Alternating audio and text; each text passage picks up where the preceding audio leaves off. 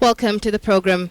A section of Wiper party leaders this morning held talks with striking medics with a view of seeking ways to end their strike. Party Secretary General Omar Hassan and Senator Mutula Kilonzo Jr. say they will convene a stakeholders forum on the 19th of January to bring together all stakeholders in a bid to deal with the issues. Senator Mutula Jr., also a lawyer, said he will join the legal team representing the KMPDU to avert a possibility of officials being jailed over alleged contempt of court. Why is the Ministry of Health allocating itself 62.9 billion for this financial year? What is it doing with this money? Secondly, there has been this issue about the legality of the CBA. Yes. That the CBA, because it was not registered, is null and void. That is far from the truth. The ruling of Justice Monica Mbaru gave force to that CBA. Yes. Any other jurisdiction of similar quantum cannot purport to nullify. Secondly, if you use the maxims of equity, that you have come to the courts with clean hands because of dirty hands because of contempt, then in the same equity, it says equity deems done what ought to have been done. Equity deems done what ought to have been done. So what ought to have been done was to register the CBA within 14 days upon which it is signed. That's what the law requires. So in equity, it is assumed that that CBA has been registered. It is just good faith. So for us to now start to vitiate commitments of 2011 by again taking us through a roller coaster of legalese and legal issues. That's why we are saying let's just have the stakeholder forum, and the only thing is to prepare a roadmap, a return to work for doctors upon which these kind of commitments of the CBA will be honored in total. If national government found it fit, from the Musimi report, task force report, to the CBA, that the medical equipment that we purchased was a good plan, what is it that they think is bad in the rest of the document? Number three, there is no person who has said the CBA is illegal. All they need to do is synchronize it and agree on how it will be done. Number five, the recognition agreements signed by all doctors have been sent to the 47 counties. So therefore, there are no issues. The doctors are simply saying this in such simple terms, that in the CBA is a schedule of salaries they ought to be paid. None of them is saying that they should be paid immediately. While still in the health sector, the Kenya Union of Clinical Officers has now issued an ultimatum to the government to address their grievances, else they will down their tools starting the 22nd of this month. The union's national officials said they will not issue a strike notice as they had already suspended their pending resolution by national government. Speaking in Meru, the officials faulted the national government as well as the Council of Governors for intimidating medics. Indeed, it is an ultimatum. Because we were on strike, they demonstrated a goodwill to negotiate. We heeded to their request. We went back to work. If indeed they have a good will, they should be able to address this issue. What we have asked them, it is actually bare minimum. It is achievable. There's nothing which is not achievable. And therefore, it is unwarranted that they can wait. If they do wait until that day, we will prove our statement today that we will be able to call our people out because we want it attended. In Meru, where the governor is the chairman of the Council of Governors, actually it is kind of dismay that he cannot, through his CEC, allow this county government in services at the level 5. Where we know that currently Kenyatta doctors are not there, but they have hired clinical officers who are specialists and they're offering services. They are running. Go to MTRH. It is running, functional. So this thing is political. and we must call them that they must be able to open. If clinical officers they are willing to offer services, why do you deny them? We only need to reinforce the staff and ensure that the services are running smoothly. This county must serve as a precedent for other county to understand, because what we are saying is that there are other officers in this county and other counties where our officers are being denied access to facility to function. That is, I can call it immorality. Telling the government that we have noted that they have decided, instead of sitting in a calm environment, in a conducive environment, to negotiate and solve labor disputes, they are resorting into intimidation, trying to intimidate people into concession. We are saying that as unions, we cannot allow this to become a precedent. We cannot allow it, our sister unions, the officials to be arrested, and that forms a precedent, so that any time a labor dispute is established, then intimidation is what is going to carry the day. Now tomorrow, the Independent Electoral and Boundaries Commission officially kicks off the voters' registration exercise countrywide. The exercise will last for 1 month, even as political parties step up their campaigns to rally their supporters to register as voters. IEBC CEO Ezra Chiloba is any time now expected to hold a media briefing about the voters' registration exercise. But before that, let's link up with our Murimi Mwangi, who is at the scene. Murimi, good afternoon to you. Ahead of this exercise, the opposition has already raised concerns that the BVR kits may not be enough. Is this an issue we expect Ezra Chiloba to address this afternoon? Good afternoon, Michelle. Indeed, the IEBC officials that are supposed to be addressing some of these issues with regard to the voter registration that kicks off officially tomorrow for 1 month are already here, and we shall be relocating in a short while to get to hear what they have to say. But of course, the key issues here are with regard to how the exercise is going to be conducted, as well as the number of voters that they are going to be targeting in the month-long exercise, as well as the BVR kits that will be at their disposal for that particular exercise. And we shall be moving over to another location from where we can get to capture the speech from none other than Ezra Chiloba, who is the CEO of the IEBC. Michelle. All right, Murimi, we'll let you do that and link up with you in just a moment. But let's keep up with this story. And as the country gears up for the voters' registration exercise set to start tomorrow, a section of CORD leaders in Kajiado County are worried that the number of BVR kits may not be adequate for the exercise. The leaders now want IEBC to consider increasing the BVR kits so that potential voters are not locked out. The leaders observed that extra measures be taken to have pass release to move from one point to another registered.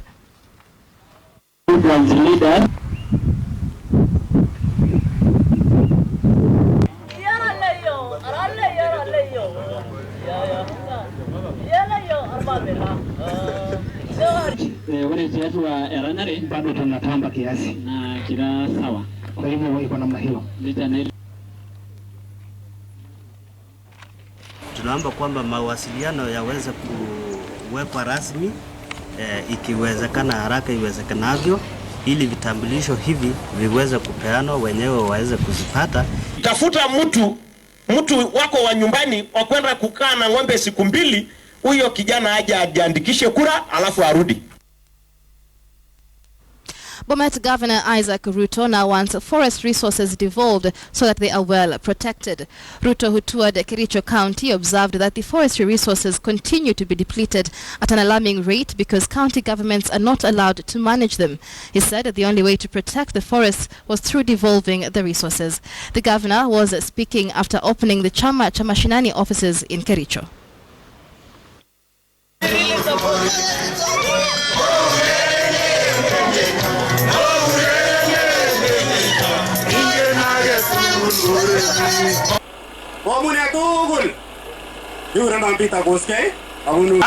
Tunataka serikali watimize ukatuzi. Mambo ya forest lazima isimamiwe kwa kila kaunti. Tunaona miti inabebwa hapa, inakatwa na wengine wanapewa license huko Nairobi.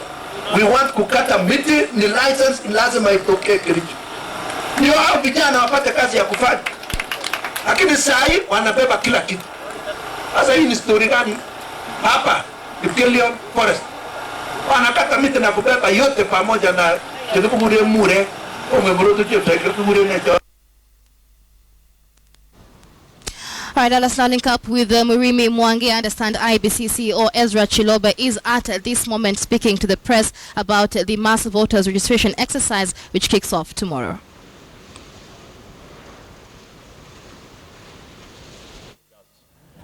Eighth 2017 elections. It should be recognized that the Constitution gives every Kenyan the right to participate in political processes. Registering to vote is one way through which this right may be realized. And that's why the IEBC is availing another opportunity for eligible Kenyans to register to vote in the upcoming general elections. Before the March 2013 general election, 14.4 million Kenyans enrolled as voters. And as of December 2016, over 15.9 million Kenyans had been registered, subject to verification and certification by the Commission, a process that will be undertaken after mass voter registration too. Information we received from the National Registration Bureau indicates that by November 2016, over 9 million Kenyans had been issued with national identification cards but remain unregistered as voters. We are therefore targeting to register persons who have never registered as voters at any time between 2012 and 2016, and persons who have recently attained voting age and acquired a national identity card. And the Commission estimates to receive 6 million additional voters in the best case scenario and 4 million voters in the worst case scenario. What are the requirements for registration? For one to be registered as a voter, he or she must be a Kenyan of 18 years of age and above, have an original national identification card or a valid Kenyan passport, and they must present themselves physically at the registration center of their choice. We also want to notify that registration will be done by capturing biometric and alphanumeric data of the applicants. The biometric enrollment will involve the capturing of the fingerprints. With respect to registration centers, the 2013 registration centers as revised shall be used during the registration exercise. In total, we shall have 24,613 registration centers across the country. And this includes 24,559 registration centers that were used during the MVR1 and 54 centers that had been degazetted for MVR1. About 300 registration centers have been amended in terms of names, and in addition, registration centers in Mandera East and Lafay constituencies will change due to the realignment of constituency boundaries in accordance with the Court of Appeal decision. Requests for transfers and change of voter registration particulars shall be undertaken at IEBC constituency offices across the country. This will free up other clerks in the field to handle new applications of voters.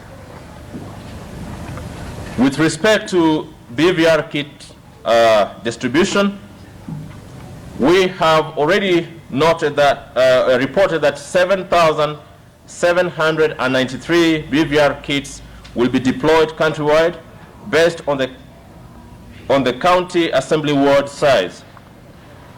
During the MVR1, the Commission deployed 5,756 kits, which were not optimally utilized given the constraints of budget. The consequence was such that 2 kits ended up at 1 registration center. This time round, a kit will serve 1 registration center at a time. The criteria used in the distribution of kits is meant to ensure that potential voters are not discouraged by long distances to reach registration centers. Each county assembly ward have a minimum of 3 kits and a maximum of 10 kits.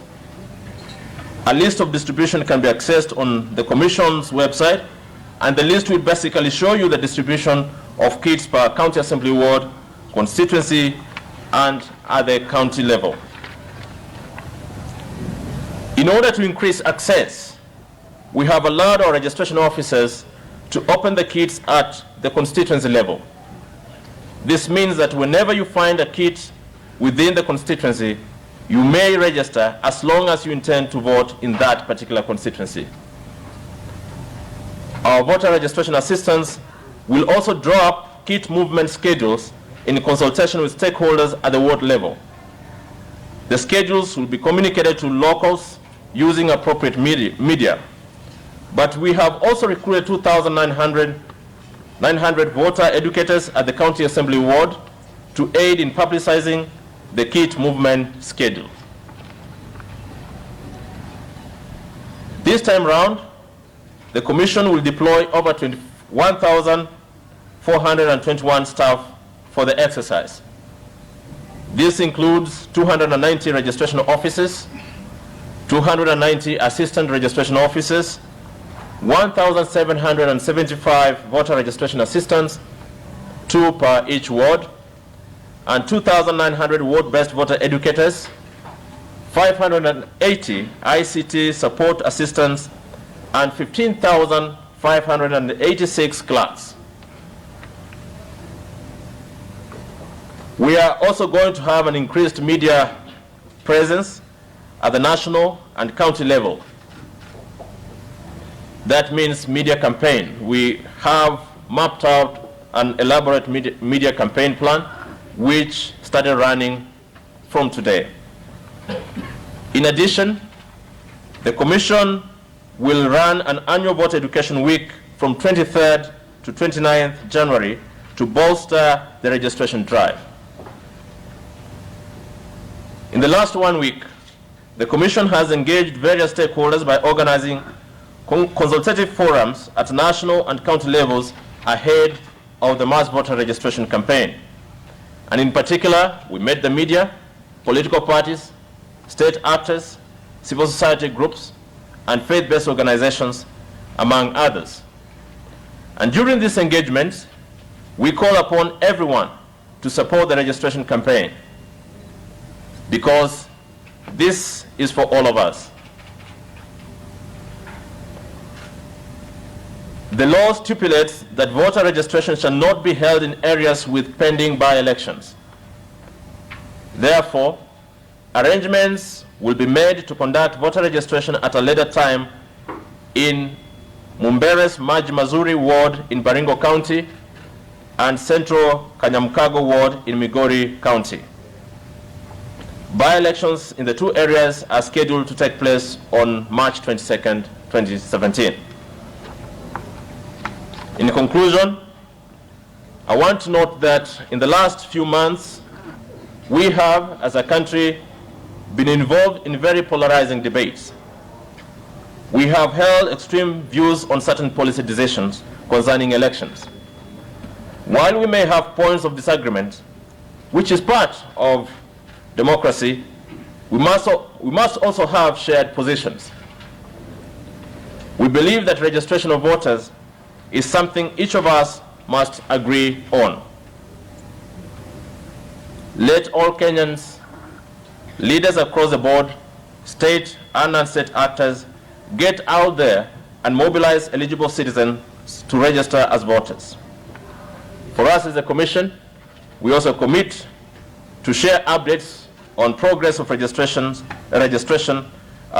each week as we advance towards having a credible voter register. Thank you very much. Thank you. We'll take a few questions. Kindly give us your name and media and ask the question.